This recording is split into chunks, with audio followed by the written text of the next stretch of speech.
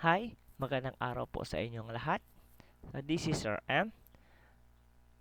Gagawa po ulit tayo ng video in mathematics in the modern world. So, our topic for today's video is about Polya'S or steps in problem solving. So, sino muna si Polya? Or, or si George Polya is one of the foremost recent mathematician to make a study of problem solving. So he was born in Hungary and moved to United States in 1940. So George Polya, 1887 to 1985.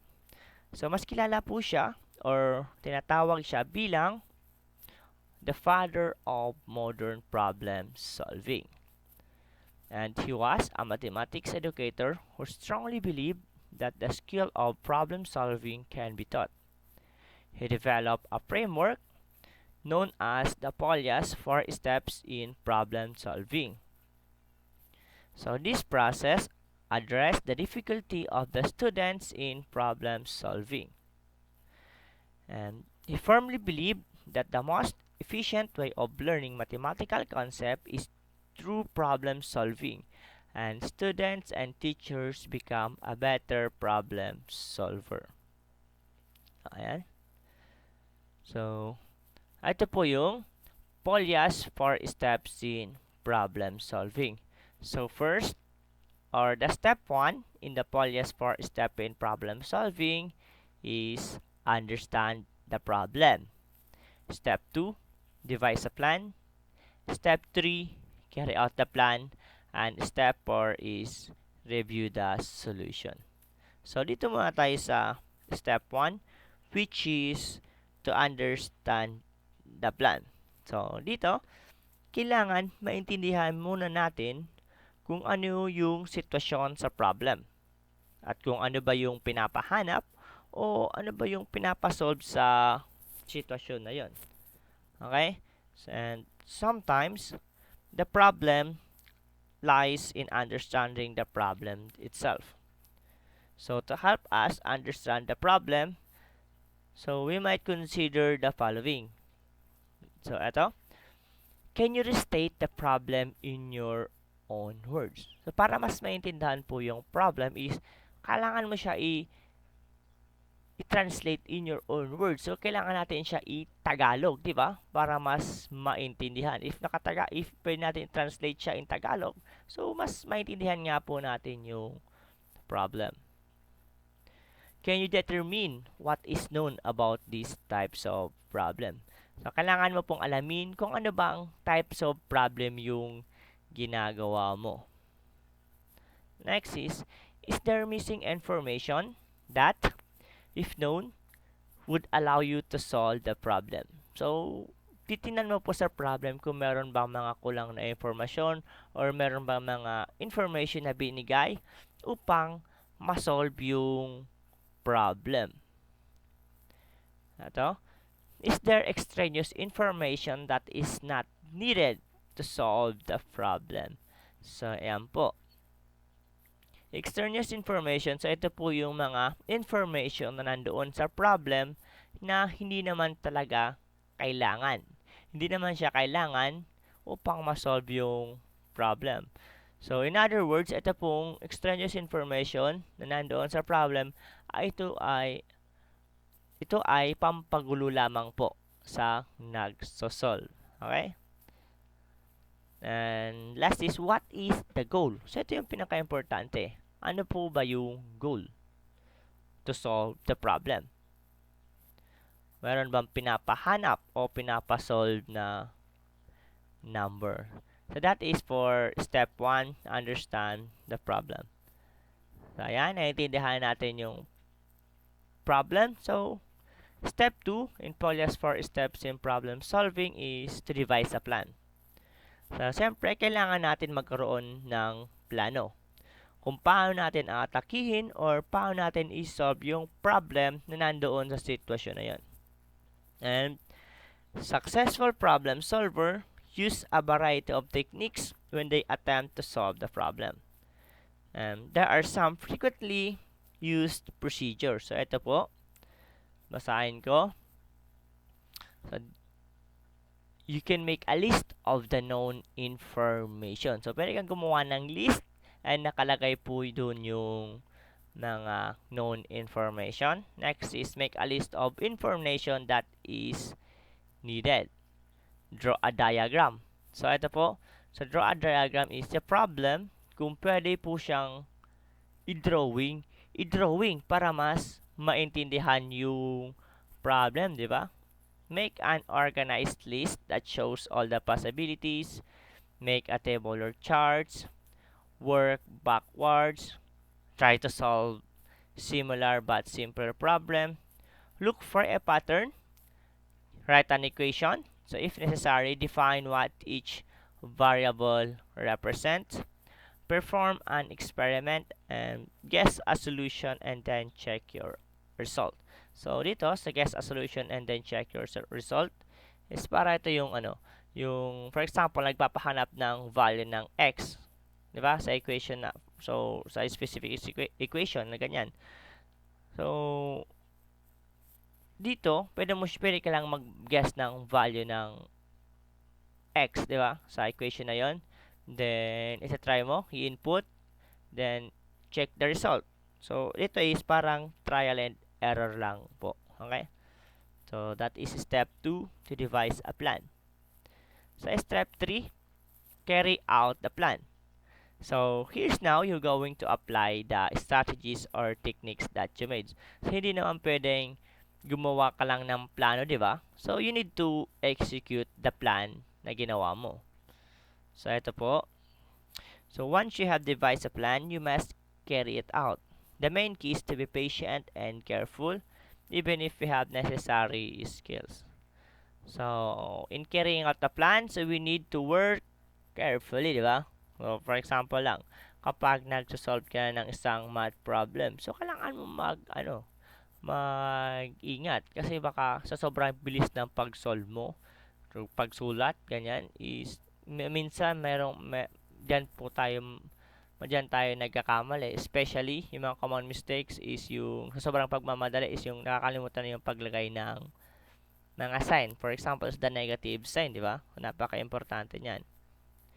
So, we need to keep an accurate and neat record of all your attempts. So, kailangan po natin i-record. For example, yung first attempt is kailangan natin i-record. Second attempts, kailangan din natin pong i-record. Basta lahat po ng ginagawa natin na in executing the plan is kailangan meron po tayong record, di ba? So, keep trying until something work. So, ayan. So, in carrying out the plan, so, if hindi gumagana yung, for example, yung plan A mo, so, sige lang, proceed to plan B. So, just keep on trying, di ba? So, masasolve mo din yung problem na sinosolve mo or ginagawa mo. So, realize that some of your initial plans will not work and that you may have to devise another plan or modify your existing plan. Diba? So, ayan. Kailangan nating isipin na yung mga gagawin nating plano, yung iba po is, especially sa first attempt is talagang, minsan hindi siya mag-work. So, for example, your plan A is hindi siya mag-work, so ano yung pwede mong gawin? So, pwede ka pong gumawa ng plan B and plan C. Para kung hindi man gumana yung plan A mo, meron ka pong another plan, which is the plan B and plan C. Or, yung plan A mo po, is pwede mo po siyang i-modify. So, titingnan mo ulit yung process na ginawa mo, baguhin mo na lang kung saan ka nagkamali. And be determined and then don't get discouraged if the plan does not work immediately. So, ito po yung pinaka-importante, di ba? So, if hindi po nag-work in your first attempt, so wag po kayo mawawala ng pag-asa, di ba? To solve the problem. So, wag ka ma-discourage. So, be determined. So, yun lang, di ba? Kasi masasolve mo din yung problem mo. As long as ano ka lang, determinado ka na ma-solve po yan. So, that is step 3 in carry out the plan. So, nagawa natin yung plano, na-execute na. So, step 4 in Polya'S 4 steps in problem solving is we need to review the solution. So, we need to review the solution. Baka kasi meron tayong mga na-overlook na steps or na-overlook na information na kailangan pa nating i-consider, di ba? So, these steps help in identifying if there is a mistakes in the solution. So, it is time to reflect and look back at what is done, what worked, and what didn't. So, we need to ensure that the solution is consistent with the facts of the problem. So, kailangan mo pong tingnan yung solution na ginawa mo or yung mga ginamit mong information sa pag-solve ng problem is nandoon talaga sa mismong problem. Yung mga ginamit mo pong information. So, recheck any computations involved in the solution. Ito yung pinaka-importante na kapag nag-resolve ka na ng math problem is you always check your solutions or computations. Interpret the solution in the context of the problem. So, ito po, if nahanap mo na yung tamang sagot, if nahanap mo na yung sagot, so titingnan mo, is the answer make sense or it is reasonable po, di ba? Nasagot po ba yung tanong doon sa problem? And ask yourself whether there are generalizations of the solutions that could apply to other problems. So, you need to determine whether there is another method or finding the solution. So, if possible, you need to determine other related or more general problem for which that technique will work, and find out if there are generalizations of the solutions that could apply to other problems. So, yan, example number 1.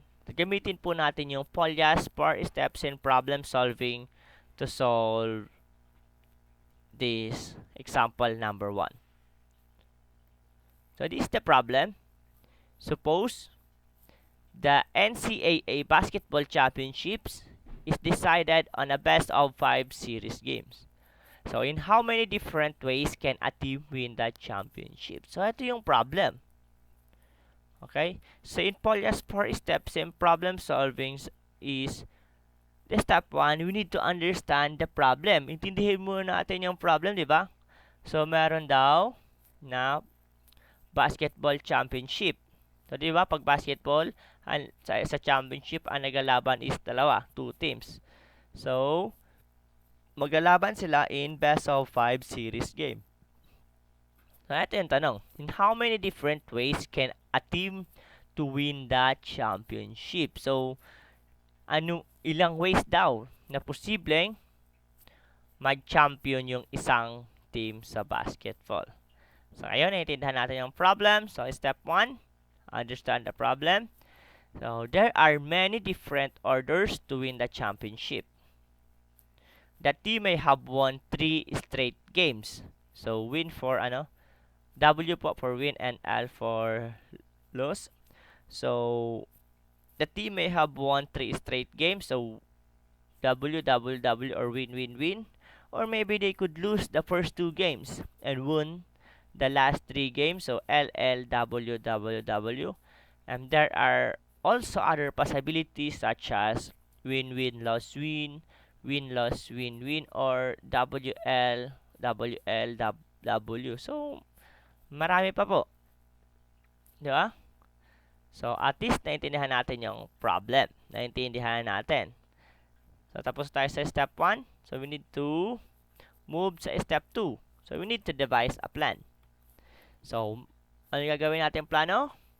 Make an organized list of all possible orders and ensure that each of the different order is accounted for only one. So, sa problem na to, ang gagawin po nating plano is gagawa tayo ng organized list of all possible orders. And yung list na yon is kailangan hindi po siya pwedeng maulit. Okay? O, ayan. The step 2. So, step 3. Carry out the plan. Di ba? Execute natin yung plan na ginawa natin. So, kailangan, ayan. Each entry in the list must contain 3 wins or 3 W's and may contain 1 or 2 losses. So, use a strategy to each order. One strategy is to start to write W's, then write L if it is not possible to write W. So, this strategy produces 10 different orders shown below. So, eto po, kailangan mo gumawa dito ng or gumamit ng strategy. So, isulat mo muna. So, magsulat ka muna starting W. So, start with 3 wins. So, win, win, win. So, and you can start with 2 wins. Start with 2 wins again. Start with 1 win. Start with 1 win again. Ito naman, start with 1 win. So, if hindi ka na pwede mag-start in win or W, so try to start with L or loss, di ba? So, start with 1 loss. So, ito siya, L, W, W. And start with 1 loss again. So, L, W, W, L, W. And start with 1 loss again. So, L, W, L, W, W. So, and start with 2 losses. L, L, win, win, win. So, may naisip pa kayong ibang ways na pwede mag-champion yung isang team in a best of 5 series game. So, wala na, di ba? And titingnan natin kung meron bang naulit. Meron bang naulit dito? Wala. So, ayan. So, review the solution. The list above is organized and contains no duplication and includes all possibilities. We can conclude that there are 10 different ways in which a basketball team can win the NCAA championships in a best of 5 game. So, ito na po yung sagot. Di ba? So, there are 10 different ways para mag-champion yung isang team sa NCAA basketball championship. So, that is the answer for example number 1. So, example number 2. Ito yung problem. 2 times the sum of a number and 3 is equal to thrice the number plus 4. So, find the number. So, ulitin natin basahin yung problem. 2 times the sum of a number and 3 is equal to thrice the number plus 4. So, find the number. So, meron ba pinapahanap? Meron, di ba? So, find the number. So, solution, step number 1. So, understand the problem. So, we need to make sure that we have read the question carefully several times. Since we are looking for a number, we will let x be a number. Diba? So, kailangan pinapahanap yung number. So, we will represent that as x variable. Yan, tindihan natin yung problem. So, let's move to step number 2. Gawa tayo ng plano or devise a plan. So, we will translate the problem mathematically. So, ito po yung plano natin. 2 times the sum of a number and 3 is equal to thrice the number plus 4. Ita-translate natin siya mathematically, di ba? In mathematical sentence. So, ayan. So, paano ba natin siya ita-translate? If i-translate natin siya, ano yung kalalabasan? So, ito po yung kalalabasan. 2 times the quantity of x plus 3 is equal to 3x plus 4. Ayan, di ba? So, ayan po yung equation natin to find the number or the x. So, meron tayong equation. So, let's solve. So, we solve the value of x algebraically. Di ba? Kasi meron tayong equation, di ba? So, let's find the value of x or find the number using the equation. So, ito po, kapag sinolve mo yung value ng x at yung kalabasan, so, 2 times the quantity of x plus 3 is equal to 3x plus 4. Then, etong 2 is distribute mo po siya sa x and 3. So, 2 times x, which is 2x. Ito naman, 2 times 3 is 6. Kaya naging 2x plus 3 po itong 2 times the quantity of x plus 3. So, ganyan lang. Copy mo lang itong 3x plus 4. So, 2x plus 6 is equal to 3x plus 4. Then, combine like terms. So, magiging 3x minus 2x is equal to 6 minus 4. So, 3x minus 2x is x. Then, 6 minus 4 is 2. So, the value of x is 2. Tingnan natin. Nahanap natin yung value ng x, diba? Which is 2. So, step 4, we need to review the solution. So, if we take 2 times the sum of 2 and 3, that is the same as thrice the number 2 plus 4, which is 10. So, this dash check. So, thus, the number is 2. So, ayan, di ba? So, ang gagawin mo lang dito, para makita na tama itong value, kung nahanap natin yung number, so, itong 2, i-substitute natin sa value ng x. So, substitute mo lang po yan, dyan. Then, dito din. Substitute. Tingnan natin, 2 plus 3 is 5, diba? Times 2, which is 10. Then, ito naman, 3 times 2 is 6 plus 4 is 10. So, x is equal to 10. So, equal po silang dalawa. So, tama po itong nahanap natin na value ng x, which is 2. So, the end. So, hanggang dyan lang po yung video about Polya'S 4 steps in problem solving. So, I hope may natutunan sa video natin ngayon. So, yan. Huwag po kakalimutan mag-subscribe. Thank you.